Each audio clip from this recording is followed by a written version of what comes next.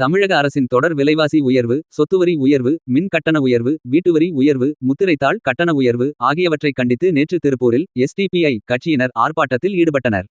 தமிழகத்தில் கடந்த 3 ஆண்டுகளாக நடைபெற்றுக் கொண்டிருக்கும் திமுக ஆட்சியை கண்டித்து நடைபெற்ற கண்டன ஆர்ப்பாட்டத்திற்கு வடக்கு மாவட்ட தலைவர் வி.கேன் பாபு தலைமையில் பொதுச் செயலாளர் ஹிதாயத்துல்லா வரவேற்புரை ஆற்றினார். எஸ்டிபிஐ கட்சியின் மாநில செயலாளர் அபூபக்கர் சித்தி கண்டன உரையாற்றினார். தொழிற்சங்க மாநில பொதுச் செயலாளர் ரவூப் நிஸ்தார் மற்றும் மாவட்ட துணைத் தலைவர் அப்துல் சத்தார், கட்சி நிர்வாகிகள் மற்றும் பலர் திரளாக கலந்து கொண்டனர்.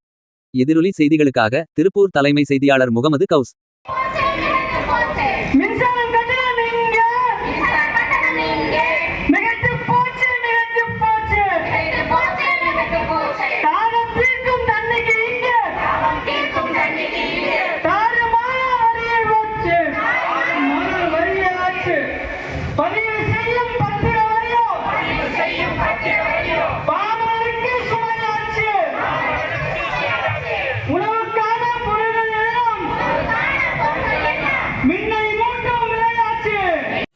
தேசிய கல்விக் கொள்கை என்ற மைனாரிட்டி பாஜகவுடைய கல்விக் கொள்கை திட்டத்தை மாற்றம் கொண்டு வர வேண்டும், அதை தமிழகத்தில் புகுத்திவிடக்கூடாது என்று மக்களிடம் சொல்லிக்கொண்டு ஆட்சியை கைப்பற்றியிருக்கக்கூடிய திராவிட முன்னேற்ற கழக அரசு முழுக்க தற்பொழுது ஒன்றியத்தில் ஆண்டு கொண்டிருக்கக்கூடிய மைனாரிட்டி பாஜகவிற்கு ஆதரவாக தங்களுடைய செயல் திட்டத்தை நகர்த்தி கொண்டிருக்கின்றது.